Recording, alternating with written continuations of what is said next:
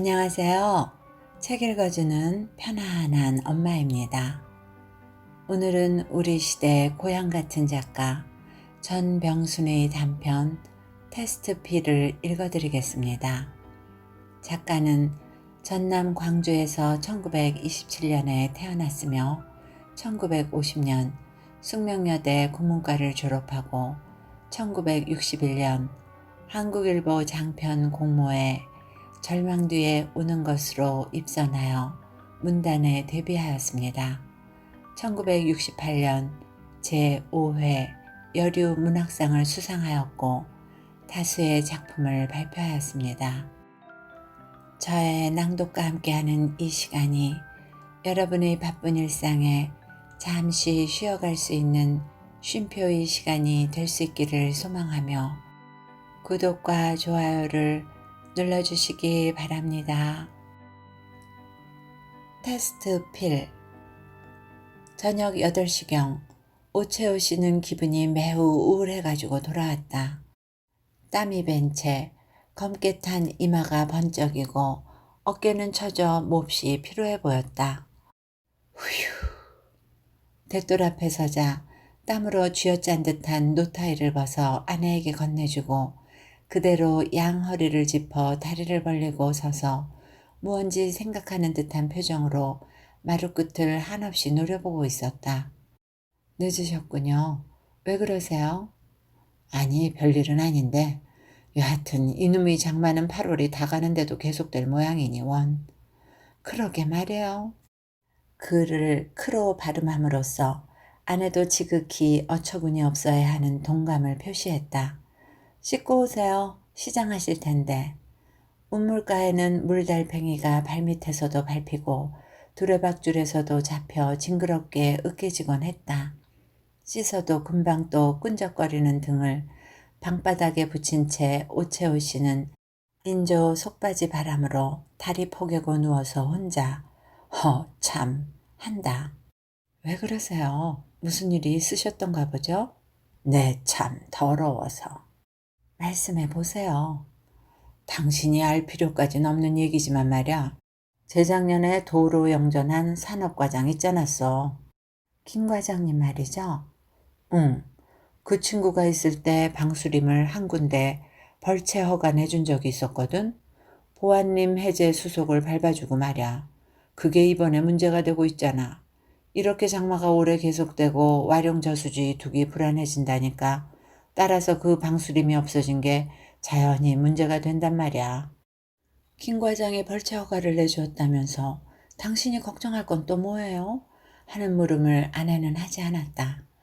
좌우간에 당시나 지금이나 산림계 직원으로 있는 남편에게 책임이 다소라도 돌아오지 않을 수 없으리라는 걸 아내는 짐작할 수 있기 때문에. 두기 위험하대요? 서면의 화천저수지가 문제란 말이야. 그것만 터지는 날엔 시내가 온통 쏘될 텐데. 소란, 연못을 얘기합니다. 동천의 강둑이 또 있잖아요. 하는 말도 아내는 하지 않았다. 동천은 전문가 아닌 일반 시민들의 눈으로 봐도 엉망으로 허물어져 위험하기 짝이 없는 상태라는 것을 알기 때문에. 어떡하죠? 당신이 걱정할 것까진 없는데 제발 좀 비나 그만 그쳐주어야겠단 말이야. 오재호 씨 부부의 기원과는 달리 9시가 되자 쏴 하고 또 한 차례 쏟아지는 소리가 나더니 뒷마루 쪽의 미닫이 짝으로 빗발이 들이쳤다. 내일은 돈이 좀 있어야겠는데. 무엇에 쓰겠느냐고 아내는 묻지 않았다. 어딘가 곤란해진 남편의 입장이 그것을 필요로 하는가 보다고 짐작해 주는가 보았다. 얼마나요? 2, 3천은 있어야 할 텐데. 어떡하죠? 내겐 지금 1,000원 정도밖에 안 남아있는데. 25일에 월급 봉투를 고스란히 넘겨받았건만 오늘 이틀 후인 27일에 아내의 손엔 그것밖에 남아있지 않은 것이다. 참, 애들한테 물어볼까요? 내일은 꼭 가져가야 한다기에 납부금을 둘이 다 아까 논아줘버렸는데요. 하고 아내는 아이들 방을 향해 차우가 태식이랑 일로 좀 와봐 했다. 너희들 납부금을 꼭 내일 가져가야 하니? 그럼요. 계약한 날 꼭 가져가기로 했잖아요. 다른 애들은 방학 전에 모두 냈단 말이에요. 나만 특별히 봐준 건데. 차옥이가 먼저 입을 뾰로통 하고 말했다. 태식이는 어떠니? 어제도 야단 맞았는 거려. 너희들 학교 가서 야단을 좀 맞아도 별 수 없다. 부영을 데리고 오라면 내가 나가 사정을 해볼 테니까 아까 준 그 납부금 둘이 다 좀 도로 가져와 봐라. 그럼 어떡하란 말이에요, 우린. 오재호 씨는 옆에서 잠자코 듣기만 한다. 우린 어떡하란 말이냐고 불평할 그런 문제가 아니란 말이야. 집안 예산이 계획대로 좀 안 된 게 있어가지고 그게 없으면 당장 내일부터 너희들도 모두 굶게 되는 걸 어떡하니. 며칠만 더 기다려 주시라고 또 한 번만 사정하면 되잖아. 학교 일은 말이야. 참 뭐야. 부모라는 게 그러려면 아예 낯을 말 일이지. 차옥이가 방문을 탁 닫고 나가버렸다. 전현이 태옥이에 비하면 넌 행복인 줄 알란 말이야. 아내가 태옥이의 이름을 들먹이자 천정만 쳐다보던 오재호 씨는 눈을 딱 감았다. 태옥이 때는 청렴결백한 공무원일 것을 스스로 다짐해 흔들리지 않았었다.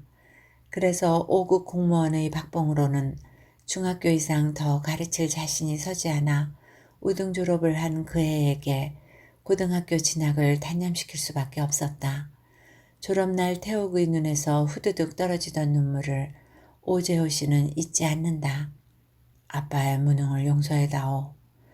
졸업장과 우등상장과 상품인 영한사전을 들고 교문 앞에서 부녀끼리 찍은 사진을 가끔 사진첩에서 볼 때마다 오재호 씨는 속으로 그렇게 사죄했다.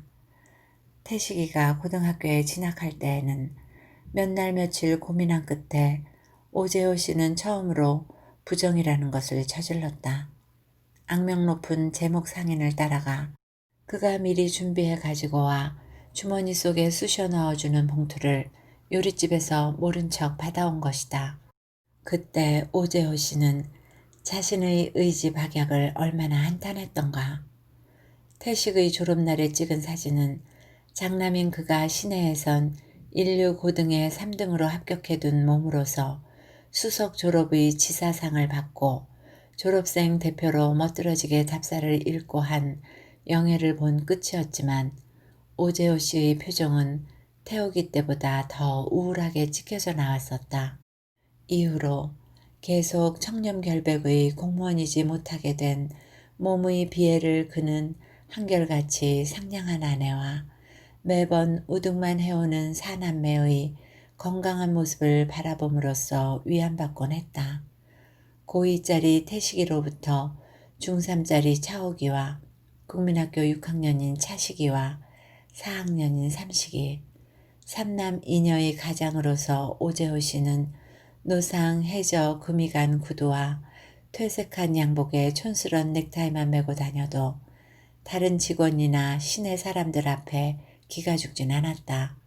이젠 월급 이외 음성 수입도 정상 가게 속에 넣어서 살림을 지탱해가는 그는 원만하고 좋은 아버지요 관리이긴 하지만 의연한 위험 같은 것은 없는 중년 남자가 되어 있었다.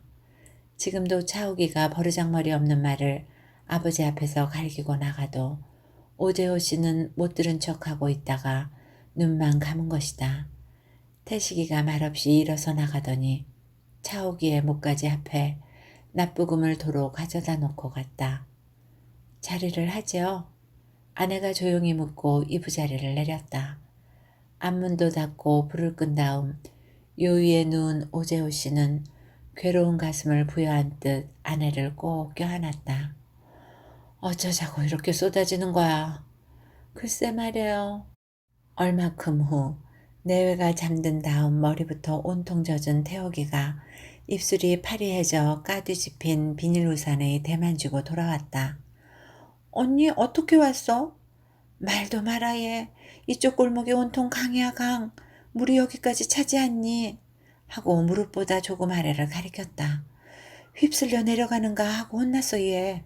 집의 담쪽으로만 붙어서 이 우산대를 지팡이 삼아 왔지 뭐야. 마침 정순이 아버지가 플래시를 들고 물속으로 발을 넣길래 뒤따라 왔단다. 정순이네 과수원도 다 망했대. 마루로 올라서 치마를 쥐어짜 벗고 차옥이가 챙겨다 주는 옷을 갈아입는다. 내 밥 있니? 있겠지. 태욱이는 미끄러지는 토방을 조심해 디디고 가만히 부엌으로 들어갔다. 찬장을 뒤지자 그릇에 반쯤 누군가 먹다 남긴 보리밥밖에 없다. 김치 보시기와 그것만 양손에 들고 나와 차옥이가 누운 옆에서 먹었다. 어머, 그거 아빠가 남긴 건데 언니 밥 따로 없어? 없던데 밥도 안 담가두니? 차옥이가 분개해준다. 아냐, 내가 오늘도 못 오는 줄 아셨겠지, 엄만. 주문 많이 와? 없어, 얘. 비만 오는데 누가 옷 맞춰 입으러 나올 정신이나 있겠니? 그해 14살 때 양재점에 견습으로 들어간 태옥은 이젠 제법 재단까지도 할 줄 알게 되었다. 아침 7시에 나가 밤 11시가 되어야 돌아오기 때문에 다른 가족하고는 이야기할 시간도 자연히 줄어들고 더구나 아버지는 얼굴도 보지 못한 채 지나는 날이 며칠씩 계속되기도 했다. 웬 비가 이렇게 무섭게 오니? 이건 비가 아냐. 하늘에서 쏟아지는 홍수지. 11시 넘어서부턴 천지가 온통 물줄기로 잇따은 듯 내리 퍼붓는 빗소리에 떨며 귀 기울이다가 태옥과 차옥이도 마저 곤히 잠들었다. 벌판이었다.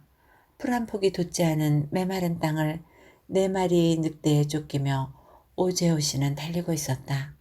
아무리 뛰어도 먹히지 않을 자신이 없었다. 질풍처럼 몰려와 덮쳐드는 순간 까무라치는 소리와 함께 마지막 본 4마리의 늑대 대가리는 각각 태우기만 제한 4아이들의 얼굴로 비춰들었다. 아! 하는 소리를 실제로 질러버리고 깜짝 눈을 뜨자 허덕이는 제 숨결 소리와 함께 미닫이 밖에서도 이상한 소리가 들려왔다. 빗줄기 쏟아지는 소리하고도 또 다른 수상한 소리였다. 많은 사람들이 여기저기서 한꺼번에 떠들어대는 고함소리, 그것만도 아니었다.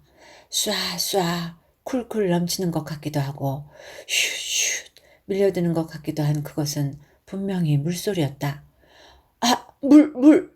아내를 의지하듯 보듬고 포근히 잠들기 직전까지도 걱정했던 화천 저수지의 뚝생각이 떠오르자 오재호 씨는 제 착각인가 하고 발딱 일어났다. 삭바느질 내직을 하는 아내는 세상 모르도록 깊이 잠들어 있다. 방문을 열고 나간 오재호 씨는 마루까지 차오른 물을 보았다. 이웃집에서는 벌써 지붕으로 올라앉아 보따리를 끌어올리는 광경이 야광처럼 번쩍이는 물빛으로 보인다. 여보, 얘들아! 하고 돌아서는 뒤에서 골목 건너 앞집이 온통 찌부러져 내려앉는다. 앗! 다급한 소리를 지른 오재호 씨는 아직도 죽은 듯한 아내를 세게 흔들어 물이야, 물, 큰일 났어, 여보! 한 다음 애들이 방방마다 문을 차고 들어갔다. 야, 태식아, 차식아, 야, 차호가 빨리 일어나. 이 정신 나간 놈들아. 꾸물럭거리고 눈 비비며 앉은 채 뭐야 아빠 하는 표정으로 쳐다보는 애들을 하나씩 거칠게 일으켜 세웠다. 물이 마루까지 차올랐단 말이야. 빨리빨리 지붕으로 모두 올라가야 돼. 하는데 바로 그 순간이었다. 대문 양옆의 흙담이 병풍 쓰러지듯 한꺼번에 넘어지며 와글와글 소리를 냈다. 이어 순식간에 시꺼먼 물살이 마루와 방을 향해 도도히 밀려들어 아이들의 목까지 차올랐다. 아빠, 여보! 물속에서 허우적이는 오남매와 아내가 한꺼번에 그를 향해 매달리려 손을 뻗친다. 물은 이내 지붕을 덮치고 7 가족은 두둥실 그 위에 떠 허우적이게 되었다. 실로 삽시간의 일이었다. 태식이와 차옥이가 제일 먼저 그의 양팔을 붙들고 이어 아내와 차식이가 등 쪽으로부터 러닝 자락과 다리 하나를 붙들어 당긴다. 이러면 어떡해? 이러면 다 죽는단 말이야. 황토물을 삼키며 그렇게 고함치는 입보다 먼저 양팔과 다리는 매달려오는 손들을 사정없이 뿌리치려 바둥대고 있었다. 마침내 그의 집도 장난감집 헐리듯 주저앉고 이어 나무토막, 문짝, 장롱, 책상 할 것 없이 온갖 세간이 수면에 떠올랐다. 야, 야, 비켜 하다가 그거 태식아 그걸 붙들어 자욱이 너도 했다. 물을 뿜어 아프아프 하는지 아빠 하는지 알 수 없는 삼식이와 태욱이가 간신히 팔을 뻗쳐 또 매달려 오려는 것을 오재호 씨는 피해 나가면서 그렇게 소리만 질렀다. 있잖아 거기 그걸 붙들란 말이야. 석가래까지 낱낱으로 흩어져 떠내려가는 나무 토막들을 보고 그는 소리만 질렀다. 소리 지르면서도 헤엄쳐가 자신이 의지할 큼직한 대들보를 붙잡은 오재호 씨는 그제야 비로소 삼시가 일로 와라 하고 한 손을 벌렸으나 그들은 이미 그 언저리에는 있지 않았다. 노아의 홍수, 천지의 끝장이 나는 줄 알았다. 동네가 언제 여기 있었으며 언제 그곳이 사람 사는 땅이었던가 싶을 만큼 천지가 물로 휘덮여 있었다. 어디까지 이대로 흘러갈 것인가. 죽음의 순간만을 생각하는 의식이 아스라히 머릿속 어느 구석에 마지막 영혼의 불빛처럼 가물거릴 뿐 아내와 오남매에 대한 생각은 이미 그에게서 유리되어 있었다. 모두가 다 죽는다. 자신의 건설뿐 아니라 세상 사람이 모두 죽는다. 아니, 모두 죽는 걸까? 이 땅의 사람이 모두? 아니다, 아닐 거다. 이 고장 사람만 죽는 거다. 위험한 저수지의 둑을 갖지 않은 고장의 사람들은 아무 일도 없지 않겠는가? 그래, 아무 일도 없을 거다. 그들은 방수림. 김 과장의 앞잡이 노릇을 한 자신의 죄의 대가인가? 하지만 그 방수림 한 군데 때문에 일어난 사태는 아니야. 다른 고장에서 남들은 다 아무 일 없이 그대로 살아나가겠구나 생각하자 오재호 씨는 불현듯 생명의 욕망이 치솟았다. 죽기 싫다. 나만은 죽기 싫다. 어떻게든 나만은 살아야겠다. 잃어버린 처자의 존재는 그 순간 그의 강렬한 생명력 앞에 전혀 거리가 먼 것으로서 까맣게 지워져 버려 오직 그 자신만이 살고 싶다고 갈망하여 눈에 핏발이 섰다. 어디서부터 오는지 한없이 잇따라 두둥실 떠내려오는 온갖 색안과 나무 토막에 찢긴 러닝 셔츠와 인조 속바지는 걸레처럼 나불거려 맨살이 드러나다시피 되어버렸다. 어디쯤일까? 위치를 바꿔 물살의 아랫역을 바라본 그는 순간 속으로 살았다 하고 외쳤다. 정순인의 과수원 지대가 다가온다는 것을 깨달은 것이다. 집에서는 500m 상거의 지점이었다. 해방 전 일본인이 경영하던 포도 과수원이다. 6.25 사변 직후에 새로 심은 복숭아는 10여 년 자랐지만 워낙이 옆으로만 퍼지는 나무라 물에 잠겨 가지끝만 물 위로 까뭇까뭇 보이지만 과수원 지기의 집 둘레에만 있던 연암은 그루의 감나무는 20년 이상 묵은 나무라 키도 크고 가지도 휘늘어져 뿌리도 깊어 홍수의 표면 위로 우뚝우뚝 솟아 남아있는 것이 다가오지 않는가. 살았어. 감나무에는 이미 많은 사람들이 매달려 있었다. 한 나무에 적어도 10여 명씩. 그는 대들보를 버리고 헤엄쳐 휘늘어진 가지 한 끝을 붙들어 몸을 옮겨 줄기 가까이 기어 올라갔다. 줄기에서부터 가지로 갈라지는 분기 지점에 허벅지를 걸치고 그 아래로 위로 주렁주렁 매달린 사람들을 비로소 둘러보았다. 누가 누군지 분간할 수조차 없다. 다만 살았다. 나는 살았다. 하는 실감이 겨우 피어날 듯 하다가 그것은 이내 사면이 온통 질펀한 수면으로 눈을 돌림과 동시에 희미해져 버렸다. 짐승떼처럼 사나운 소리를 내고 꿈틀대듯 출렁이며 밀려오는 이 물줄기 가운데서 도저히 목숨이 지탱해 내질 것 같지 않다.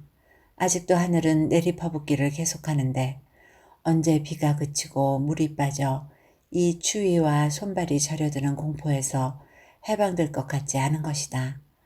허벅지를 걸치고 감나무 줄기를 부여하는 오재호 씨는 물속에 뜬 섬 같은 지붕들을 바라보다가 질끈 눈을 감았다. 죽으면 죽는 거고 그렇게 관념하자 비로소 마음에 여유가 생기며 아내와 오남매의 생각이 떠올랐다.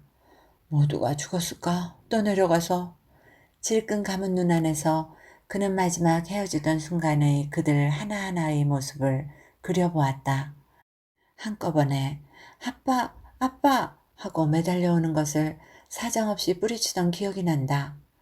태식이랑 차옥이랑 태욱이도 삼식이도 그 옆에 모두 나무 토막들이 있었는데 다만 아내와 차식이의 생각이 나지 않는다. 등 뒤에서 러닝 자락을 당기던 차식이와 다리 한 짝을 붙잡아 매려던 아넬랑은 차오기를 뿌리쳐버린 오른손으로 힘껏 잡아떼 버리던 생각이 그때는 엉겁결에 그랬건만 분명히 기억에 남는다. 그는 더욱 아프게 눈을 감았다. 죽었을 거다. 모두. 아내는 그때 물속에 거꾸로 머리를 박고 곤두박질 치다가 내 다리를 붙든 거다. 필시. 그렇게 생각하자 눈 속에서 빨갛고 파란불이 보이도록 더욱 눈가를 찌푸린 그는 그도 여기서 같이 죽는 게 낫다고 생각하였다. 어차피 나도 죽는 거다. 그러려면 차라리 그때 가족끼리 모두 얼싸안고 손이라도 잡고 그 어린 놈 막내는 품 안에 안고 아내랑 같이 안고 가엾은 태옥에겐 마지막 얘기라도 주고 태식이 차식이 차옥에게도 그럴 것을. 물살과 함께 시간이 흐름에 따라 점점 의식이 흐려지는 듯한 상황에서 오재호 씨는 그래도 본능의 힘만으로 나무줄기에 볼을 댄 채 멍청히 매달려 있었다. 얼마나 지났을까? 머릿속은 온통 하얗게 비어버린 듯한데 비가 그치고 어느새 그치고 언제 그쳤던가 물방울은 나뭇가지에서만 떨어지고 있다는 것을 깨달았다. 잠들어선 안 된다고 내내 부릅뜨고 있던 눈이건만 그 기능이 이제야 제대로 돌아왔음인지 사물이 보이기 시작한 것이다. 아니 사물이 보인 것은 그 때문만이 아닌지도 모른다. 귀도 그제야 튀었는지 누군가가 뇌시군 동이 트는데 하는 소리가 들렸다. 물체의 윤곽이 제대로 드러날 만큼 날이 밝자 아직 떠내려가지 않은 집이 몇 채 먼 곳에도 있고 그 작은 섬마다 사람들이 웅크리고 붙어 앉아 있는 것이 보였다. 더 멀리 물에 잠긴 가로수 나무 끝이 이열로 줄 서 도로를 표시하고 있다. 눈이 미치는 한 전 시가가 온통 흙탕물 속에 잠겨버린 듯하다. 오재호 씨와 같은 나무에 매달린 6명은 모두 작년뿐이었다. 물이 빠지는군. 맨 위까지에 매달려 있던 남자가 소리쳤다. 정말 물이 줄어든다. 오재호 씨는 속으로 감격의 소리를 질렀다. 두 동강이 난 다리가 떠내려온다. 그 끝에 홀로 목숨을 의지하고 오던 사람이 힘껏 팔을 뻗쳐도 끝내 이 감나무 가지를 붙들지 못하고 그대로 흘러내려가 버리는 안타까운 모습을 지켜보던 사람들의 고개가 그를 따라 얼마큼 돌아가다가 돌이켜졌다. 다리를 놓고 조금만 헤엄쳐 보시오. 오재호 씨는 그렇게 소리질러 줄 걸 하고 뉘우치다가 그는 헤엄을 전혀 칠 줄 몰랐던 모양이라고 생각했다. 날은 더 밝아졌다. 줄레줄레 감나무에 매달린 열매 같은 사람들은 서로 이웃나무들을 살펴보다가 거의 동시에 같은 생각들이 떠올랐음인지 가족의 이름을 불러 고함치기 시작했다. 오재호 씨도 사방을 둘러보며 손바닥으로 나팔을 만들어 목줄기에 퍼런 줄이 서도록 태식이를 불러댔다. 얼마큼 쉬었다가 두 번째는 태옥의 어머니로부터 시작하여 태옥이, 태식이, 차옥이, 차식이, 삼식이의 차례대로 돌아가며 불렀다. 이젠 부르기를 그치고 들려오는 소리에만 귀를 기울일 때였다. 여러 사람의 고함소리 가운데서 분명히 태식이란 말이 구별되었다. 다시 더 귓바퀴를 그쪽으로 돌려 신경을 집중시키자 태식이 여기 있습니다, 아버지 하는 소리가 똑똑히 들렸다. 태식아 어디 있냐? 여기에요. 여기 끝에서 둘째 나무예요. 어머니랑 못 보았냐? 아무도 없어요. 여기는. 더 불러봐라. 거기서도. 하고 그는 계속 태옥이 엄마로부터 차례대로 아이들의 이름을 불렀다. 그러나 태식이 이외는 아무 곳에서도 대답이 오지 않았다. 감나무는 모두 연암은 그룹뿐이니까 어딘가에 매달려 있다면 들렸을 터인데 나머지는 모두 죽었단 말인가. 핏발선 오재호 씨 눈에서는 눈물이 뜨겁게 흘렀다. 아버지! 태식이의 다급한 음성이 들려 정신을 번쩍 나게 한다. 오냐, 태식아! 차오기가 살았어요, 아버지. 차오기가 여기 있어요. 이 옆의 나무에 있어요. 그는 한결 소리를 높여 불렀다. 차오가! 네. 대답 소리는 그러나 차오기 아닌 태식이의 음성이었다. 차오가, 조금만 참아라. 그래도 대답이 없다. 안 들리나 보다, 여기서는. 그랬건만 그것은 그런 이유가 아니라는 것을 오재호 씨는 그날 저녁 때야 비로소 알았던 것이다. 새벽에 일단 그친 비는 다시 뿌리기 시작하여 점심때가 겨울 무렵까지 그치지 않고 한밤중 축시 무렵의 주먹비 같진 않았으나 멀리 발가벗은 산과 산이 잇닿은 계곡에선 계속 빨간물이 굽이굽이 흘러 좁은 옥천강을 잠시도 줄지 못하게 한다. 검푸른 지리산 줄기는 비루 먹은 송아지 등성이처럼 볼품없고 수문이 부서진 산정 저수지는 흙탕물을 제멋대로 내뱉으며 피같이 진한 황토물이 아직도 시가지의 3분의 2쯤을 뒤덮고 있다. 저녁 4시쯤 군에서 동원된 공격 단정 7정과 일개 소대의 병력이 과수목에 매달린 고립된 불황민들의 긴급 구조 작업을 시작한 것이다. 그때였다. 안전지대로 옮겨 내려진 오재호 씨는 아버지! 하고 뛰어온 태식이와 얼싸안고 차옥이는 어딨니? 했다. 아직 안 왔어요. 저기 저 배로 오는 모양이죠. 그 배에서 차옥이는 맨 꼬리에 내렸다. 차옥아! 하자 시선이 부딪혔건만 대답이 없더니 배에서 내리자 잠기는 음성으로 또 한 번 차옥아! 하고 다가가는 그를 싹 외면하고 태식이 쪽으로만 가 태식이의 가슴에 얼굴을 묻고 울기 시작했다. 화살이 박힌 듯한 아픔이 그 순간 오재호 씨의 가슴에 일었다. 차옥이가 그런 태도로 나오는 이유에 짐작이 가지 않을 수 없는 것이다. 차옥이는 그날 이후 오재호 씨와 말을 하지 않았다. 뿐 아니라 증오 어린 눈길이 서로 부딪힐 뻔하기만 하면 이내 싹 돌려버리곤 한다.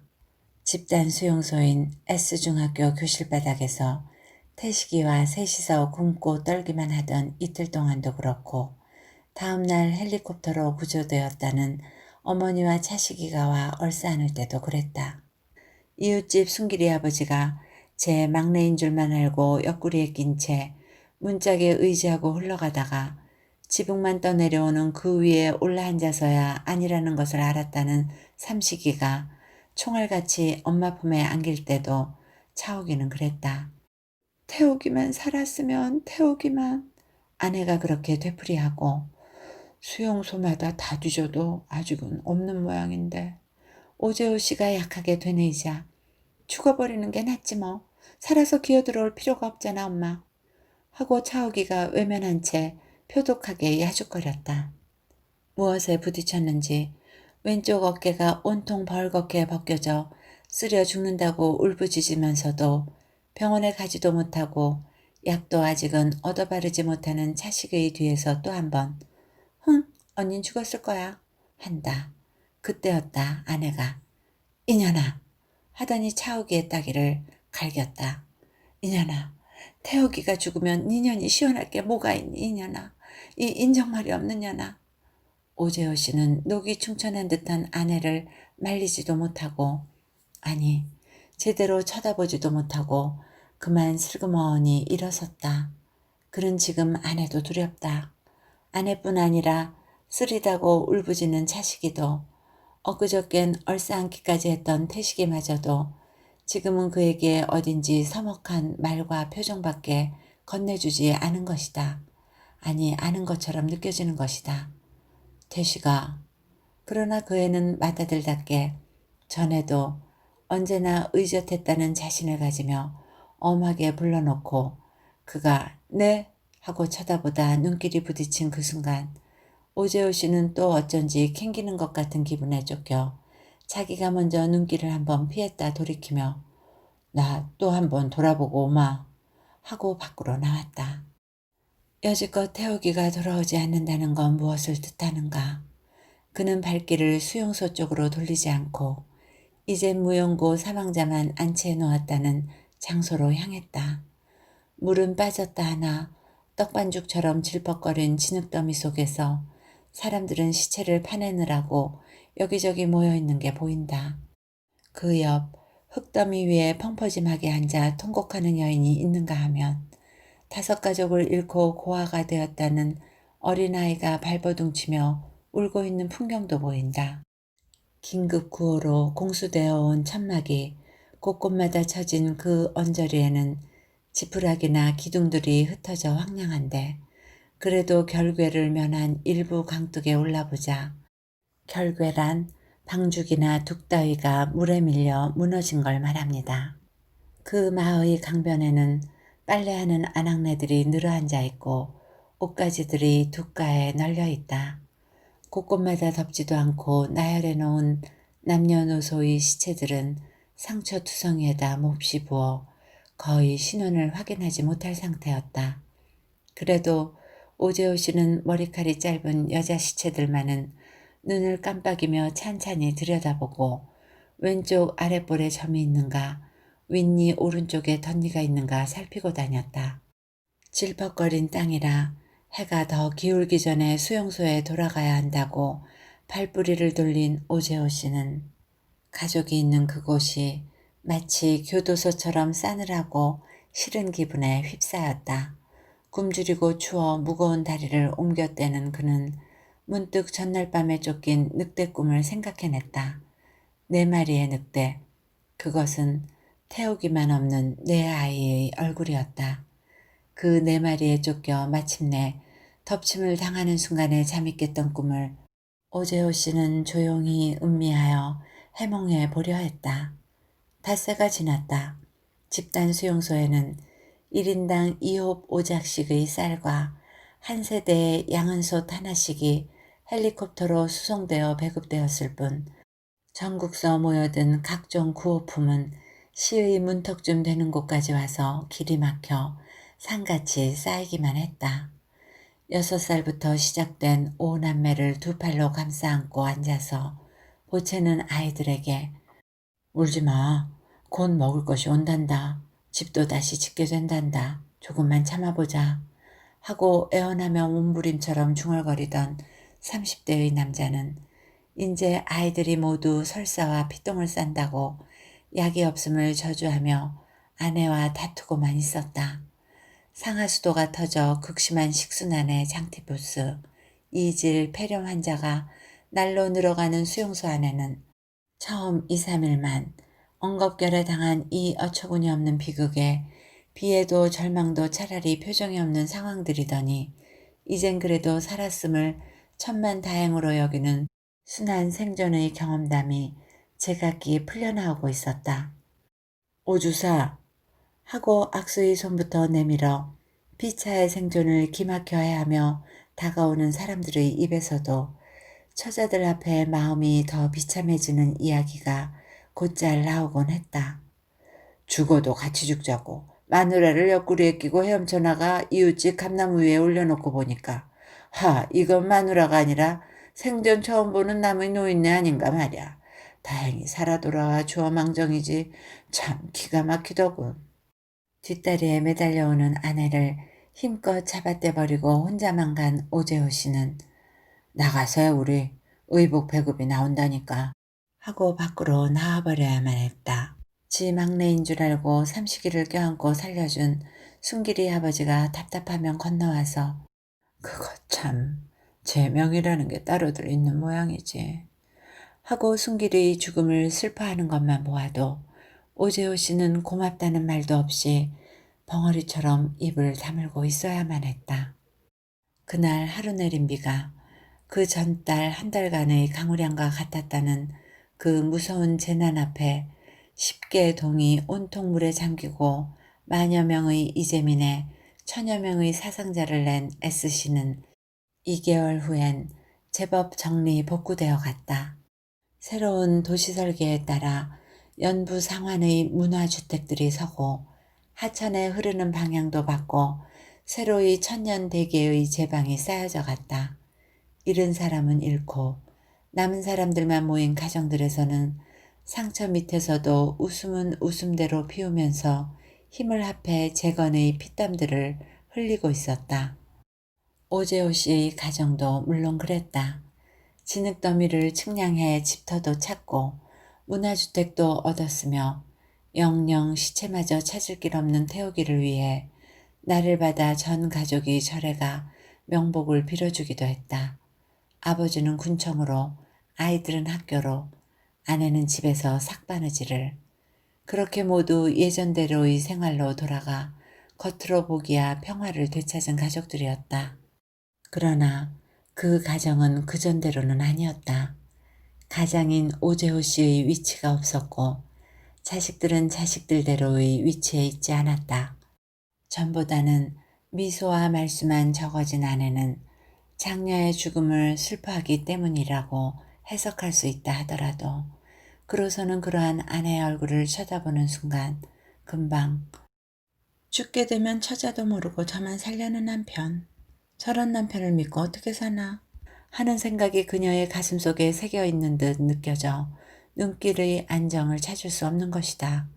아이들 앞에서도 그것은 언제나 마찬가지였다. 어느 날 밤 늦게 술을 얼근히 들이켜고 들어온 오재호 씨는 아내가 놀라 말리는데도 건넌방으로 먼저 들어가 내 아이들을 거칠게 흔들어 깨웠다. 당신도 일로 와. 여기 좀 앉아보. 내가 오늘은 가장으로서, 아비로서, 또 지아비로서 할 말을 한번 하려는 거니까. 응? 너희들 말이다. 너희들은 이 애비를 경멸하고 있지? 그렇지. 그렇지 않느냐 말이다. 말해보아라. 너 차오기부터 말해봐. 너는 몇 달 동안 나한테 말도 안 하지. 안 하지 않느냐 말이야. 내가 오늘날까지 밖에 나가 온갖 굴욕을 참아가면서 벌어다 먹이고 가르치고 해놓으니까 애비를 개똥처럼 알고, 어? 애비가 한 번쯤 잘못했다고 치자. 아니, 난 그때 결코 잘못한 것은 아니었다. 결과적으로 그렇지 않느냐 말이다. 태우기만, 태우기만, 태우기만. 상처난 자국에 걸려 넘어가지 않는 전축 바늘처럼 되풀이해 부르다가 그만 목이 잠긴 그는 흑흑 느껴 울며 계속하였다. 태욱이 누나만 돌아오면 우리 가족은 모두 살아난 거 아니냔 말이야.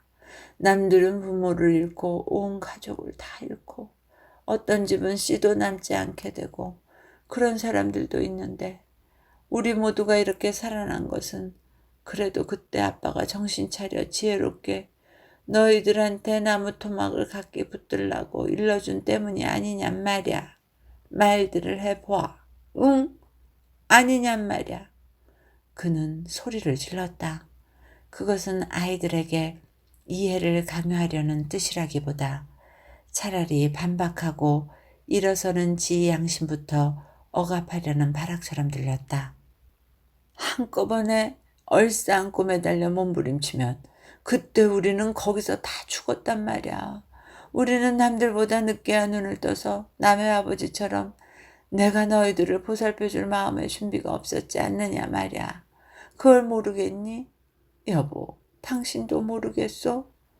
손발을 뿌리치며 매달려오는 가족들을 떼어내려던 그 순간 그 찰나의 제 가슴속의 상황을 몇 달 동안 두고두고 곱씹으며 변명하고 해명해 내려오는 동안 그것은 사실이었던 듯 진짜 처자를 위해서 취한 현명한 행위처럼 그는 지금 주장하고 싶은 것이었다. 그래도 나는 그때 내 힘껏 했소. 신문에도 나지 않았습니까? 어느 훌륭한 여자의 이야기가 지붕에 모두 올라앉았다가 그 집마저 송두리째 휘둘리기 시작하니까 아들의 등을 물에 떠밀어 넣었다는 어느 어머니의 이야기를 말이오. 형수야, 너만이라도 살아나가거라 하고 뒤에서 울음 섞인 음성으로 소리 질렀다는 그 어머니는 여자라도 훌륭한 여자 아니오. 14살 난 아들이 친구들하고 곧잘 동천에 나가노라 헤엄을 추출한다는 것을 생각하고 그 순간 그 애만이라도 살리려 했던 거 아니오. 온 가족을 잃고 졸지에 고아가 되어 눈물조차 말라버린 채 바보가 됐다는 박아무개라는 아이처럼 너희들이 되었다면 어쩌겠느냐 말이야. 아버지가 너희들 5, 6을 한꺼번에 붙들고 아무 의지할 것도 찾지 못한 채 몰사 죽음했을 것을 생각해 보란 말이야. 아버지는 불량한 아버지가 아니다. 인정머리 없고 저만 살려는 애비나 남편이 아니란 말이야. 너희들이 다 죽고 나만 혼자 살아남으면 뭐라니. 아버지는 이렇게 해진 양복 넥타이 구두만 신고 그렇게 매일 나다녀야 주머니에는 돈 한 푼 없이 도둑놈같이 나쁜 놈들한테도 네네 해가면서 말이다. 그렇게 뼈 빠지게 벌어다 너희들에게 다 바쳐도 아버지는 너희들이 잘하는 것만 기쁨과 보람으로 알고 살아나가는 거 아니냐 말이야. 아버지는 오직 너희들 때문에 너희들만을 위해 산다. 아버지는 너희들만 없다면 오늘 지금 여기서 죽어도 한이 없어. 오늘 여기서 칵 죽어 우리 태옥이가 있는 저승으로 가. 이 고통 없이 살고 싶단 말이야. 이 고통 없이. 술기운으로 계속된 긴 말 끝에 마침내 오재호 씨는 기력이 붙이는지 평소의 그의 버릇대로 눈을 한번 질끈 감는다. 태우기만 하고 되풀이되던 무렵부터 하나둘씩 훌쩍이던 아이들은 이제 눈물도 그치고 삼식이랑은 끄덕끄덕 졸기까지 한다. 다시 눈을 뜬 오재호 씨는 그도 졸리는 듯한 소리로 자그맣게 입속말처럼 또 한 번 중얼거린다. 다시는 그런 일이 없을 테니 말야 잘못했단 말야. 내가 잘못했어 여보. 그러다가 갑자기 또 한 번 소리를 높인다. 잘못했다는데 무슨 시비야. 너희들이 무언데.